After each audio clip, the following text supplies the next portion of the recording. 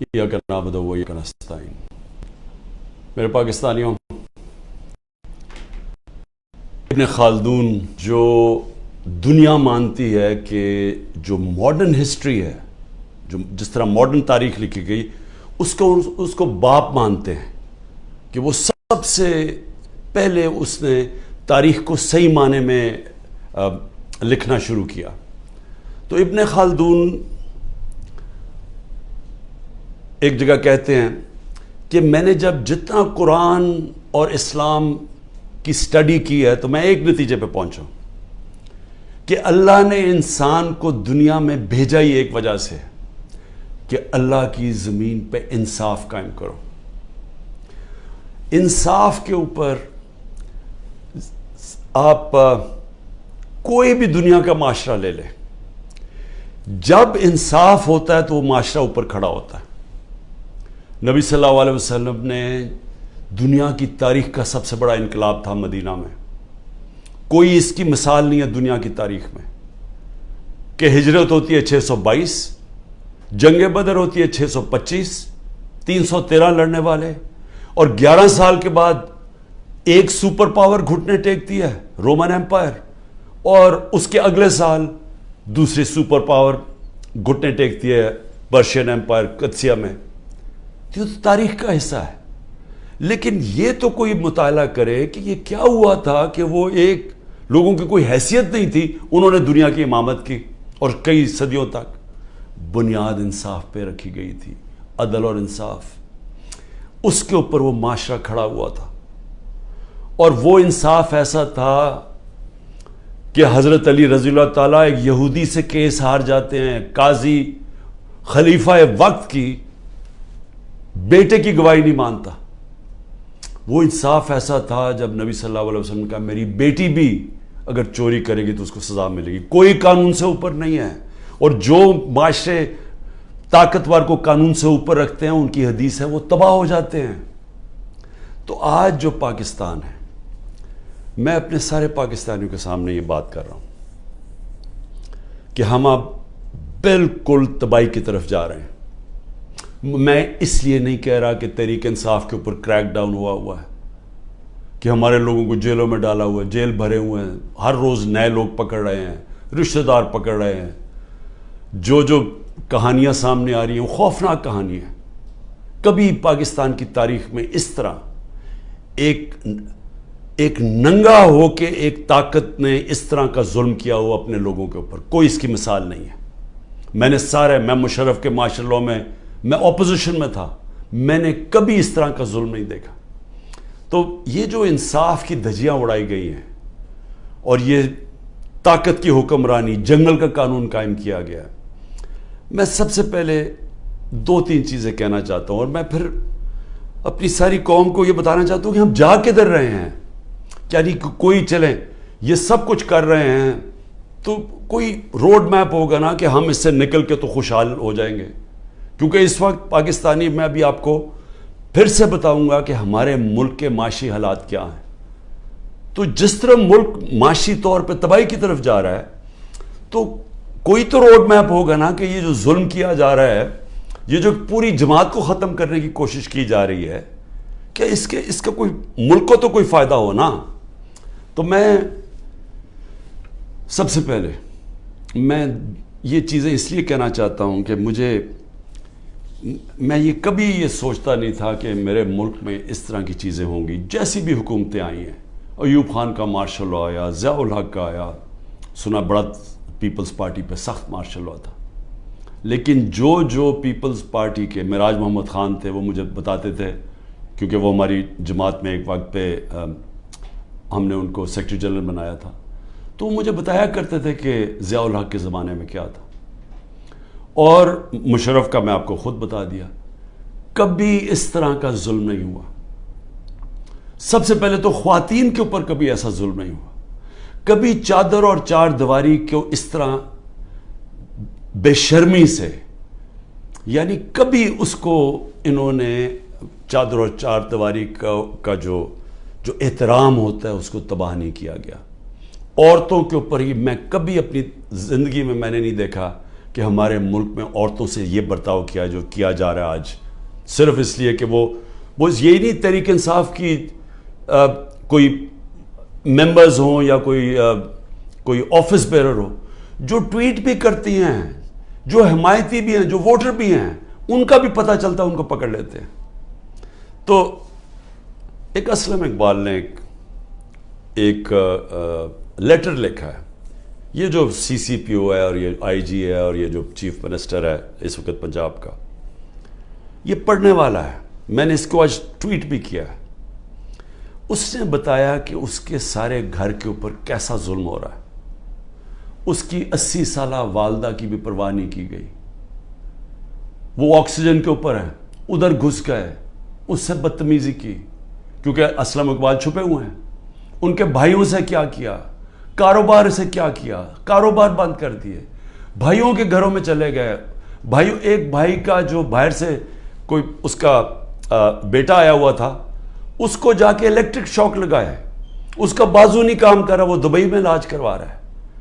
یعنی سارے خاندان کو، ان کی بزنس کو جس طرح انہوں نے صرف اس لیے کہ میاں اسلم کسی طرح نکل کے اور کہہ دے کہ میں 9 مئی کے خلاف ہوں اور میں فوج کے ساتھ ہوں اور میں پی ٹی آئی چھوڑا ہوں، اس کے لیے یہ سارا کچھ کیا جا رہا ہے۔ حماد اظہر کے میاں اظہر ایک پاکستان کی پنجاب کی سیاست میں ایک وہ عزت دار نام ہے جس کی سب اس کے مخالف بھی تعریف کرتے ہیں۔ 84 سال کے میاں اظہر جن کو کئی بیماریاں ہیں، ان کی طبیعت نہیں ٹھیک، ان کو اٹھا کے لے گئے کیونکہ حماد اظہر نہیں تھا۔ باقی لوگوں کے گھروں میں گھس کے، یعنی جو میں کہانیاں سن رہا ہوں، کراچی کے اندر بھی بات ہو رہی تھی، کراچی میں تو کچھ ہوا ہی نہیں، کراچی میں کیوں جا کے لوگوں کو اٹھانا شروع کر دیا؟ کراچی کے اندر وہیں چھاپے پڑ رہے ہیں، لوگوں کو جیلوں میں ڈال رہا ہے، اور وہاں بیٹھا ہوا آصف زرداری جو ساری زندگی اس نے صرف ایک کام کیا ہے، مخالفوں کو کرش کیا ہے، مخالفوں کو ختم کیا ہے، جھوٹے کیسز، اور جو خریدا جاتا ہے اس کو خرید لیتا ہے، باقی ساروں کو وہ ختم کرتا ہے جو مافیاز کرتے ہیں۔ وہاں کیا جا رہا ہے، ہر ایک کے اوپر ایف آئی آر ہے، لوگ چھپے ہوئے ہیں، اور صرف ایک کہ آپ جناب پارٹی چھوڑ دیں تب وہ ٹھیک ان کو نکل جاتا ہے۔ یہ بھی سوچ لیں کہ آج ہمارے انصاف کے نظام، یعنی یہ کیسے کوئی اس طرح کہ آپ کے اوپر ہر قسم کا کیس ہے، دہشت گردی کا سب کیس لگا ہوا ہے، جیسے ہی آپ نے کہا میں پارٹی چھوڑوں کیسز ختم۔ کہ کیا ہماری عدلیہ، ہماری لیگل کمیونٹی یہ نہیں دیکھ رہی کیا ہو رہا ہے؟ کیونکہ یہ تو سارے دنیا میں کسی بھی قانون یہ اجازت نہیں دیتا۔ تو اس کے علاوہ، ان کے علاوہ میں صرف یہ بتانا چاہتا ہوں کہ کراچی کے اندر جس طرح لوگوں کو انہوں نے جیلوں میں ڈالا ہوا ہے، اور جو مجھے سب سے زیادہ تک لوگوں کو جیل کے اندر جگہ تو وہاں 60 لوگ بھرے ہوئے ہیں، کئیوں کو کھڑا ہوتے ہیں، کھانا کئیوں نے کا کھانا دیا، کئیوں کے پیٹ خراب ہو گئے ہیں۔ یعنی ان کنڈیشنز کے اندر سیاسی ورکرز کو رکھا ہوا ہے، جو سب سے شرمناک، کیونکہ کوئی مجرم نہیں ہے یہاں، اتنے بڑے مجرم جنہوں نے اربوں روپے کا اس ملک کو نقصان کر کے پھر منی لانڈرنگ کر کے ملک سے پیسہ باہر بھیجا ہوا ہے، کیا ان کی ایسی ٹریٹمنٹ کسی کی تھی؟ کیسز تو پرانے بنے ہوئے تھے، کیا کسی کو ایسے رکھا گیا تھا؟ تو یہ سارا پلان بنا ہوا ہے صرف ایک پارٹی کو ختم کرنے کے لیے۔ تو یہ پارٹی کو ختم کرتے کرتے کیا یہ جو اس وقت طاقت میں بیٹھے ہوئے ہیں ان کو اندازہ ہے کہ یہ پاکستان کیا کر رہے ہیں؟ کیونکہ ملک، دنیا میں ملک کھڑا ہوتا ہے رول آف لا پہ۔ جس وقت اس ملک کا رول آف لا ختم ہوتا ہے اس کو بنانا ریپبلک کہتے ہیں۔ ہمارا ملک اب بنانا ریپبلک ہے، جدھر کوئی قانون نہیں ہے، جدھر کمزور کو کوئی طاقتور سے اس وقت تحفظ دینے والا نہیں ہے۔ میں تو صرف سلام کرتا ہوں ان ججز کو کہ وہ سارے پریشر کے باوجود آج وہ پھر بھی کھڑے ہیں، لیکن پوری طرح پریشر ڈالا ہوا ہے ججز کے اوپر۔ اور میں پھر سے بتاؤں کہ اس طرح کا کوئی نیچے نہیں گرتا، ان کی فائلیں بنائی ہوئی ہیں، کوئی ہر بلیک میل کرنے کے لیے کہ جی آپ کی ہمیں بچوں پہ آ گئے ہیں، گھروں پہ آ گئے ہیں، خواتین کے اوپر آ گئے ہیں۔ میں نے ایک بتایا بھی کہ ایک ہمارے ممبر نے چھوڑی پارٹی تو اس نے کہا جی میں یہ برداشت نہیں کر سکتا، اب تک تو میری بزنس پہ تھا، اب میرے گھر پہ پہنچ گئے، ہماری عورتوں پہ پہنچ گئے، میں نہیں برداشت کر سکتا۔ تو اس لیول کے اوپر اس وقت اس ملک میں ظلم ہو رہا ہے۔ میں صرف یہ بتا دوں کہ یہ جو کلیکٹو پنشمنٹ ہے، یعنی آپ ایک فرد کو پکڑنے جا رہے ہیں، اس نے کوئی جرم بھی کیا ہو، تو کوئی دنیا کا قانون اجازت نہیں دیتا کہ جو باقی اس کے رشتہ داروں کو اٹھا لیں۔ یہ کلیکٹو پنشمنٹ آج کل کے دور میں صرف ایک ملک میں ہے، اسرائیل میں، اور وہ کس سے کرتے ہیں؟ وہ فلسطینیوں سے کرتے ہیں، اپنے لوگوں سے نہیں کرتے، اسرائیلیوں سے نہیں کرتے، وہ فلسطینیوں سے یہ کرتے ہیں۔ یہ ہٹلر کے جب نازی جرمنی، جب دنیا کا سیاہ ترین دور تھا، یہ تب وہ گسٹاپو اٹھایا کرتی تھی لوگوں کو کلیکٹو پنشمنٹ میں، کہ جو بھی اگر وہ نہیں ملا ایک جس کو پکڑنے گئے تو گھر والوں کو پکڑ لیتے تھے۔ یہ سٹالن کا جو بڑی سخت ڈکٹیٹرشپ تھی سوویت یونین کی، یہ سٹالن کی ڈکٹیٹرشپ کے اندر اس طرح کی چیزیں ہوتی تھیں۔ یہ صرف چائنا میں ایک دور میں ہوا تھا، ان کے کلچرل ریولوشن کے اندر۔ یہ ہوتا ہی نہیں ہے ایسے۔ یہ کوئی دنیا کا انصاف کا نظام کلیکٹو پنشمنٹ کی اجازت نہیں دیتا، جو آج پاکستان سے ہو رہی ہے۔ لیکن یہ اب ہو کیا رہا ہے؟ ایک پارٹی کو ختم کرتے ہوئے کہ جی عمران خان کے اوپر کانٹا ڈال دیا، تحریک انصاف کو جیتنے نہیں دینا الیکشن تب ہوں گے جب تحریک انصاف ختم ہو جائے گی، جو کرنے کی کوشش ہو رہی ہے۔ تو میں سوال پوچھتا ہوں کہ اس کے بعد کیا ہوگا؟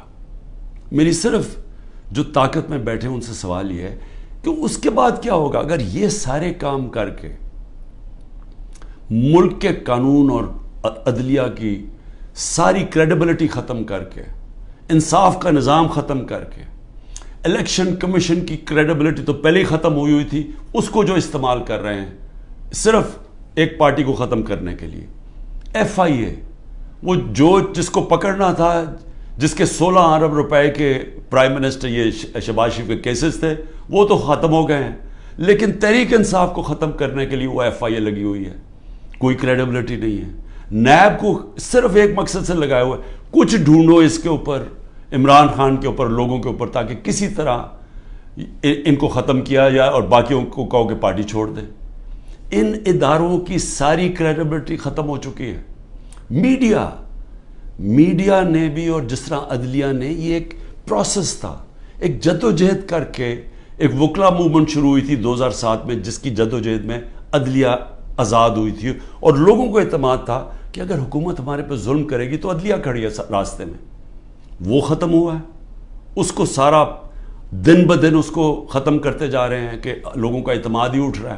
ہماری پارٹی کا تو اعتماد ہی اٹھ گیا ہے کہ لوگوں کو نکلتے ہیں، جج آرڈر بھی کرتا ہے، کوئی سنتا ہی نہیں ہے جج کی۔ مجھے یہ بتائیں کہ میں نے آئین کو سامنے رکھتے ہوئے میں نے تب یہ فیصلہ کیا کہ ہم یہ پنجاب کی گورنمنٹ نہیں چلا سکتے، یہ گرانے کی کوشش کر رہے تھے، تو ہمارے پاس تو ایک کی میجورٹی سے گورنمنٹ ہماری بچی ہوئی تھی، ہم تو کام کر ہی نہیں سکتے تھے، سارا وقت کوشش ہو رہی تھی گورنمنٹ گرانے کے لیے، پیسہ چل رہا تھا، اوپر سے نامعلوم افراد پورا زور لگا رہے تھے گورنمنٹ گرانے کے لیے۔ تو ہم نے آئین کو سامنے رکھتے ہوئے الیکشن ڈیزالو کی اپنی گورنمنٹ، وہی ہم نے پختونخوا میں کی۔ وہاں پیسے نہیں دے رہے تھے، جو قبائلی علاقہ جو جوائن کیا تھا ان کے لیے فنڈز ہم نے زیادہ دیے ہوئے تھے، وہی بند کر دیے انہوں نے، ہیلتھ کارڈ کا پیسہ نہیں آ رہا تھا۔ تو جب ہم نے سوچا کہ ہم گورنمنٹ ہی نہیں چلا سکتے، ہم نے آئین کے مطابق، دنیا کی پارلیمنٹری ڈیموکریسی کی روایت کے مطابق، آئین کے مطابق ہم نے اپنی گورنمنٹ ڈیزالو کر دی۔ 90 دن میں الیکشن ہونا تھا، ہمیں تو کوئی الیکشن ہی نہیں ملا۔ یعنی اوپنلی آئین کی انہوں نے خلاف ورزی کی ہے، اور میں اپنے سپریم کورٹ سے اب انتظار کر رہا ہوں کہ یہ تو آپ کی اب کریڈیبلٹی ایٹ سٹیک ہے، سارے سپریم کورٹ کی کریڈیبلٹی سٹیک پہ ہے کہ اگر آپ آئین میں 90 دن میں الیکشن ہی نہیں آپ کروا سکے تو مجھے بتائیں کیا چیز روک رہی ہے کہ انہوں نے اگر اکتوبر میں سوچا کہ جی ابھی تحریک انصاف ابھی بھی جیت سکتی ہے تو اکتوبر بھی نہ الیکشن کروائیں۔ یہ تو سارا پاکستان کا جو جس کے اوپر بیس ہوتی ہے، دیکھیں جمہوریت بیس ہوتی ہے آئین کے اوپر، آئین کے مطابق قانون بنتے ہیں، تو جب ایک دفعہ آئین کی ختم ہو گئی، سپریم کورٹ کی ورڈکٹس کی پرواہ نہیں ہوئی، تو وہ بن جاتی ہے بنانا ریپبلک، اور بنانا ریپبلک کا کوئی مستقبل نہیں ہوتا، جو میں ابھی آپ کو بتانے لگا ہوں معاشی طور پہ. اور پھر میڈیا، اور میڈیا کا بھی ایک 20 سال کا سفر تھا. اس سے پہلے تو میڈیا بند تھا، اس سے پہلے تو صرف جو الیکٹرانک میڈیا تھا وہ تو صرف پی ٹی وی تھی.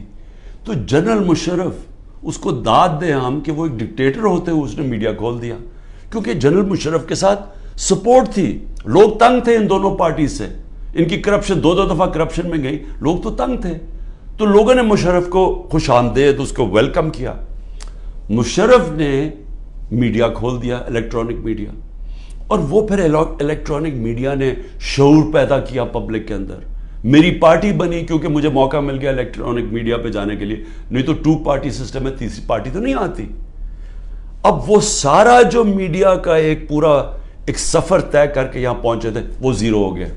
ایک حکم ملا ہے کہ عمران خان کا آپ نے نام نہیں دکھانا، یعنی جو سب سے بڑی پولیٹیکل پارٹی ہے، جس لیڈر کے اوپر اس وقت سب سے زیادہ پبلک اوپینین میں سپورٹ ہے، اس کو غائب کر دیا. تو دکھانا کیا پھر میڈیا پہ؟ اور پھر صحافی چپ کر کے. یعنی میں آج دیکھنا چاہتا تھا کہ کتنے میں دم ہے، کہ کیا واقعی آپ آزادی رائے اور آزادی میڈیا کے ساتھ کھڑے تھے، یا آپ کو کتنوں کو صرف یہ آزادی رائے کے پیچھے چھپ کے ایجنڈاز کے اوپر کام کر رہے تھے، اور مالکان کے جو ایجنڈاز ہیں ان کے اوپر کام کر رہے تھے، اور مالکان ان سے فائدہ اٹھاتے ہیں. ان کو اتنا فائدہ اس سے نہیں ہوتا جو چینل سے ملتا ہے، ان کو جو بزنسز میں فائدہ ہوتا ہے. تو کتنے صحافی تھے جو ان ایجنڈاز پہ چل رہے تھے. اللہ کا کرم یہ ہے کہ دودھ کا دودھ پانی کا پانی ہو رہا ہے. اس مشکل وقت میں لوگوں کا پتہ چلتا جا رہا ہے، اور میڈیا کی پوری سمجھ آنی شروع ہو گئی ہے کہ میڈیا کدھر کھڑا ہے. اور لوگ سارے سوشل میڈیا پہ چلے گئے ہیں، اور سوشل میڈیا سے اب انفارمیشن لے رہے ہیں، کیونکہ اس قوم کو تو پتہ چل گیا کہ میڈیا اب سینسر ہو گیا بالکل. اور اس کے بعد جو اگلی بات کرتا ہوں کہ اب اس کے بعد ہماری اکانومی آ گئی، ہماری جمہوریت بھی ختم، جمہوری ادارے بھی ختم، صرف ایک پارٹی کو باہر رکھنے. لیکن جو سب سے بڑا اس وقت جو ملک کو خطرہ ہے وہ تو ہماری معیشت کا ہے. اکانومی ہماری بیٹھ گئی ہے. میں صرف پھر سے اپنی قوم کو بتانا چاہتا ہوں کہ اس وقت اکانومی کا حال کیا ہے. ہم جب چھوڑ کے گئے تھے 6.1% پہ ہماری اکانومی بڑھ رہی تھی، یعنی دولت میں اضافہ ہو رہا تھا ملک میں. اور میں پھر یہ کہوں کہ یہ پاکستان کی تاریخ میں پہلی دفعہ امریکی ڈالرز نہ آنے کے، جو کہ ایوب خان کے دور میں آئے، ضیاء کے دور میں آئے، مشرف کے دور میں آئے، تب گروتھ ریٹ اوپر تھی. یہ پہلی دفعہ ہے کہ 2 سال ہماری ایوریج 6% پہ اکانومی کوئی باہر سے ڈالر نہیں آ رہے تھے. آل راؤنڈ انڈسٹری اچھا کر رہی تھی، زراعت اچھا کر رہی تھی، سروسز میں اضافہ ہو رہا تھا. تو جب ملک اوپر جا رہا تھا 6% پہ، ادھر سے سازش کر کے ایک آدمی نے بند کمرے میں فیصلہ کر کے گورنمنٹ گرائی. اب آج دیکھیں ذرا کیا حالات ہیں. پاکستان کی 6.1% سے آج ہماری گروتھ ریٹ یعنی اکانومی میں جو اضافہ ہے وہ پہنچ گئی ہے 0.3 پہ. انڈیا اس وقت 7.2% پہ بڑھ رہی ہے، آگے گروتھ ریٹ آگے. بنگلہ دیش 5.5% پہ بڑھ رہی ہے، اور ہم 0.3 پہ پہنچ چکے ہیں. 1 سال کے اندر ہمارا جو ملک کا جو ایکسپورٹس ہیں، دیکھیں نا، جب تک آمدنی آتی ہے ڈالر سے تو ہماری ایکسپورٹ تو ہر سال بڑھ رہی تھی. اس وقت اور ایکسپورٹس یعنی ڈالرز اندر آتے ہیں جب چیزیں بیچتے ہیں، 13.6% پہ ایکسپورٹس گری ہیں 1 سال میں. اور جو دوسری چیز ڈالرز اندر آتے ہیں ریمیٹنسز سے، وہ 13% پہ گری ہیں ریمیٹنسز. ان کا ملا کے، اور پھر جو انویسٹمنٹ ہے، جو باہر سے انویسٹمنٹ آتی ہے، ڈالرز آتے ہیں نا، وہ 90% گر گئے ہیں. 1 سال میں 90% انویسٹمنٹ گر گئی. اور ہمارا جو روشن ڈیجیٹل ہم نے اکاؤنٹ کھولا تھا، جو 1.5 سال میں $5 ارب پہ پہنچ گیا تھا، وہ آج اس میں پیسے نکال رہے ہیں لوگ. یعنی کہ جو بیرون ملک پاکستانی ہمارا سب سے بڑا احساس ہے، وہ اعتماد کھو بیٹھا ہے اس گورنمنٹ پہ. تو جب ٹوٹل ہمارا ہم نے کتنا 1 سال کے اندر نقصان کتنا ہوا ہے انویسٹمنٹ میں اور اس پہ انویسٹمنٹ پہ اور ریمیٹنس اور ایکسپورٹس پہ 7 ارب ڈالر. تو آئی ایم ایف کے پاس 6 ارب ڈالر ہم مانگ رہے ہیں یا 7 ارب ڈالر کا ملکی آمدنی میں کمی آ چکی ہے. پھر آگے چلیں. اس وقت جو پاکستان کا قرضہ ہے پچھلے 12 مہینے میں پاکستان نے تقریباً 15,000 ارب روپے کا قرضہ لیا ہے. اب یہ یاد رکھیں 15,000 ارب کا قرضہ 12 مہینے میں. ہماری حکومت جو پہلے ہی مشکل وقت میں آئی تھی کیونکہ سب سے بڑا خسارہ بیرونی خسارہ چھوڑ کے گئے تھے.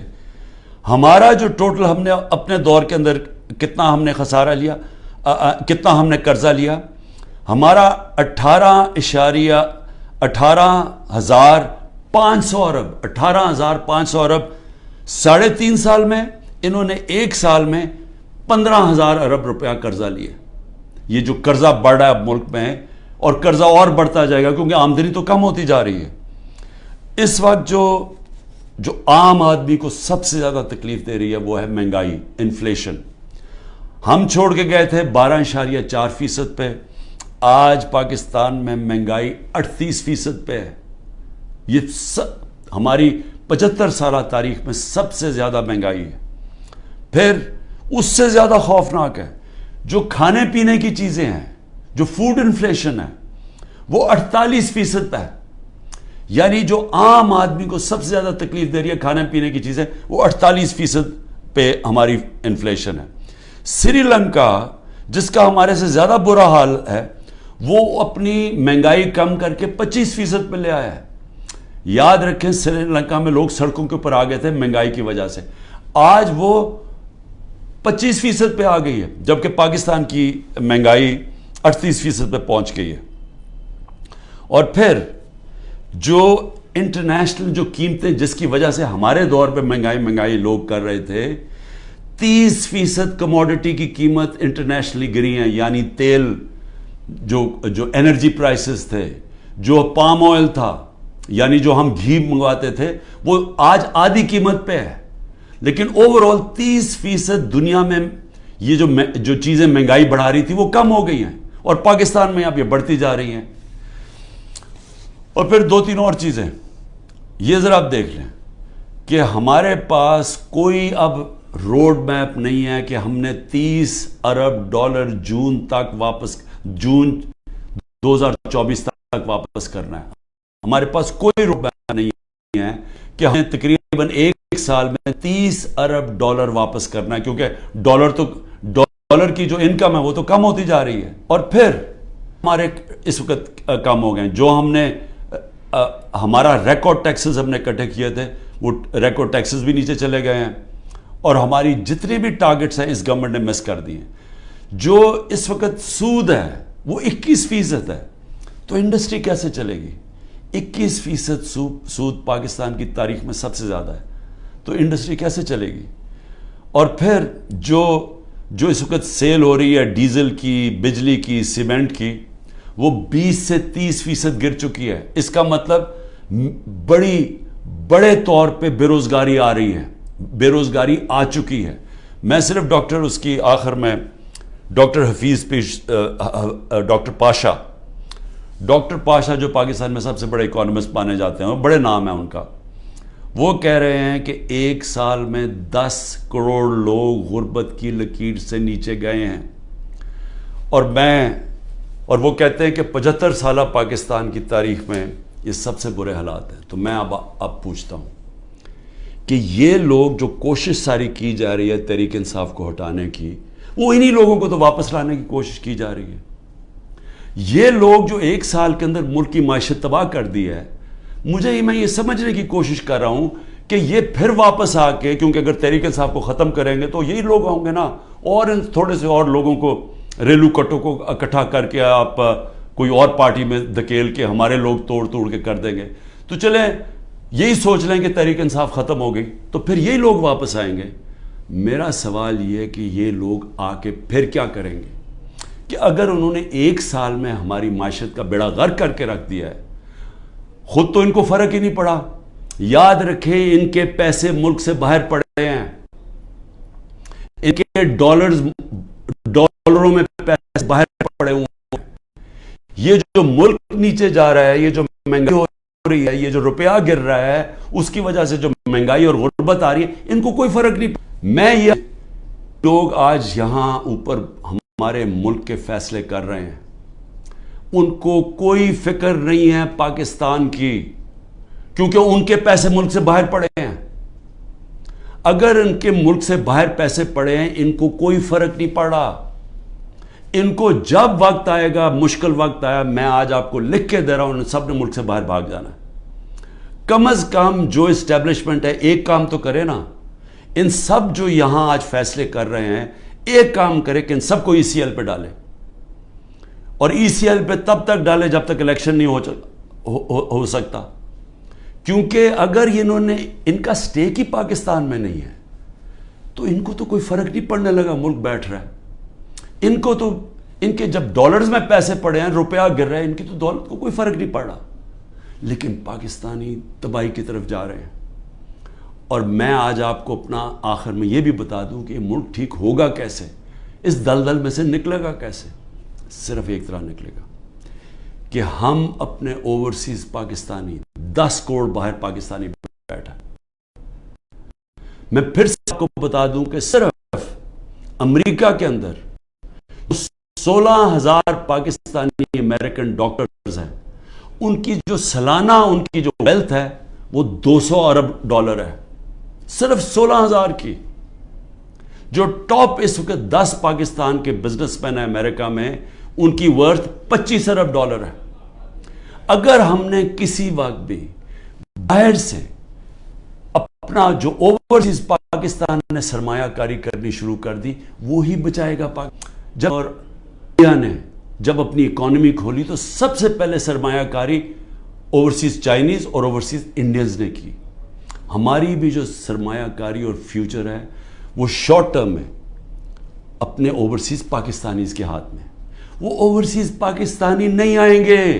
یہ جو حرکتیں کی جا رہی ہیں وہ لوگ چھوڑ کے جا رہے ہیں، یہاں سے لوگ پیسہ باہر لے کے جا رہے ہیں۔ اس وقت جو ہمارے پروفیشنلز ہیں وہ چھوڑ کے جا رہے ہیں، قیمتی پروفیشنل جن کے اوپر سرمایہ کاری کر کے، ان کو ٹریننگ دے کے، جن کے پاس ہنر ہے، ان کے لیے تو دروازے کھلے ہیں دنیا کے، وہ تو کہیں بھی جا سکتے ہیں دنیا میں۔ وہ جب وہ چھوڑ کے جا رہے ہیں، جب ہمارا سرمایہ ملک سے باہر جا رہا ہے، ڈالرز ملک سے باہر جا رہے ہیں، تو یہ ساری حرکتیں اور ہو اس وجہ سے ہے کہ اوپر تو پہلے چور مسلط کر دیے۔ مجھے بتائیں کون ملک سے باہر سے پیسہ لے کے آئے گا اوورسیز پاکستانی، جب وہ دیکھے گا کہ شہباز شریف اور شریف خاندان اور زرداری خاندان ان کے پیسے باہر پڑے ہوئے ہیں؟ کون لے کے آئے گا پاکستان؟ جب ان کو اعتماد پاکستان کی اکانومی میں نہیں ہے تو وہ ان کو کیسے اعتماد آئے گا پاکستان کی اکانومی میں؟ تو کدھر سے آئے گا پیسہ؟ تو شارٹ ٹرم میں تو آنا ہے باہر سے اوورسیز پاکستانی کا پیسہ۔ اوورسیز پاکستانی پیسہ تب لے کے آئے گا جب رول آف لا قائم کریں گے، جو آج ختم کیا جا رہا ہے، جس کی قبر کھودی جا رہی ہے۔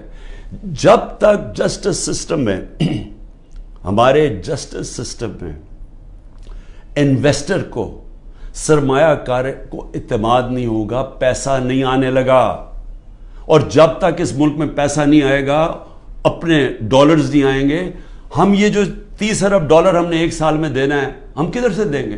ہم تو اور ڈالرز لے رہے ہیں، ہم تو اس وقت آئی ایم ایف سے اور قرضے مانگ رہے ہیں، ہمارے پاس تو سکت ہی نہیں ہے پیسے دینے کی۔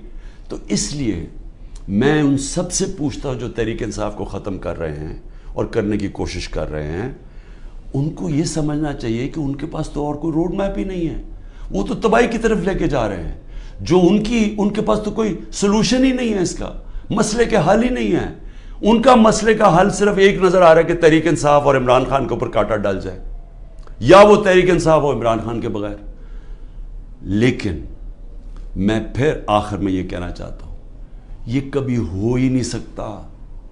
اگر ملک کی سب سے بڑی جماعت جس کا پاس سب سے بڑا ووٹ بینک ہے، آپ جب اس کو جس طرح ختم کر رہے ہیں، آپ پاکستان کی جمہوریت ختم کر رہے ہیں، اور پاکستان کی جمہوریت ختم کرنے کا مطلب آپ مستقبل ختم کر رہے ہیں، آپ آزادی ختم کر رہے ہیں اس ملک کی، آپ لوگوں کو غلام بنا رہے ہیں. یہ جو سارے حربے استعمال کر رہے ہیں یہ اسرائیل غلاموں کے اوپر فلسطینیوں کو غلام بنا کے تو یہ حربے استعمال کرتی ہے. یہ کشمیر کے اندر مقبوضہ کشمیر میں ہندوستان کشمیریوں پہ کر رہی ہے یہ چیزیں. یہ اپنے لوگوں پہ کوئی ایسا نہیں کرتا ظلم. اور سب سے بڑی پارٹی کو جب آپ ختم کر رہے ہیں تو پھر سے میں آپ کو کہوں کہ جو آپ کو حربے استعمال کر رہے ہیں اور کرنے پڑیں گے آگے اور کرنے پڑیں گے کیونکہ سب سے بڑا ووٹ بینک ہے وہ کدھر سے ختم ہوگا. تو اس کا مطلب مکمل طور پہ یہ ظلم کا نظام چلتا رہے گا. اور آخر میں جب بھی آپ سمجھیں گے کہ اب پارٹی ختم ہوگی تب الیکشن کروائیں گے وہ جمہوریت ختم ہو جائے گی. مجیب الرحمان کو جب انہوں نے اس کے خلاف کریک ڈاؤن کیا, ہم نے پاکستانیوں نے کریک ڈاؤن کیا, جس کو پرائم منسٹر بننا چاہیے تھا اس کی پارٹی کو بین کر دیا, کلعدم کر دیا, تو اس کے بعد جو الیکشن کروایا اس کی کیا حیثیت تھی؟ کیا وہ ایسٹ پاکستان کے لوگوں نے مانا تھا وہ جو الیکشن کے بعد لوگ سامنے آئے تھے؟ کسی نے کوئی بھی ان میں سے بچا تھا جیسی واپس جب ان کے پاس ان کو وہ آزاد ہو گئے ہمارے سے؟ تو یہ بھی جو لوگ آپ الیکشن کروائیں گے یہ ریلو کٹوں کی اور یہ جو سارے چوروں کو اور یہ جو سب اکٹھے ہوئے ہیں منی لانڈررز, یہ جو ملک میں سزا یافتہ بیل کے اوپر لوگ, تو جب کیا آپ کا خیال ہے کہ اس سے قوم مان جائے گی؟ ان کی کیا قوم ان کی حکومت مان جائے گی؟ وہ آج ہی نہیں مان رہی. وہ اتنے ڈرے ہوئے ہیں کہ سب کچھ ہو کے بھی وہ تو الیکشن سے بھاگ رہے ہیں. 10,000 ورکر بھی اندر ہیں پھر بھی ڈرے ہوئے ہیں الیکشن کروانے میں, پھر بھی کہہ رہے ہیں کہ اگلی مارچ تک الیکشن ہوگا. تو میں آج جو بھی اس ملک میں طاقت میں بیٹھے ہوئے ہیں میرا آپ کو سمپل یہ پیغام ہے کہ جس راستے پہ آپ یہ لے کے جا رہے ہیں اس میں پاکستان کی تباہی ہے, اندھیرا ہے, ہمارے بچوں کا مستقبل تباہ ہو رہا ہے اور اتنی مایوسی پھیلی ہوئی ہے پاکستان میں, امید ختم ہوتی جا رہی ہے کہ لوگ چھوڑ کے جا رہے ہیں. ابھی بھی وقت ہے, کورس کریکشن کریں, راستہ بدلیں, اور راستہ صرف فری اینڈ فیئر الیکشن ہے.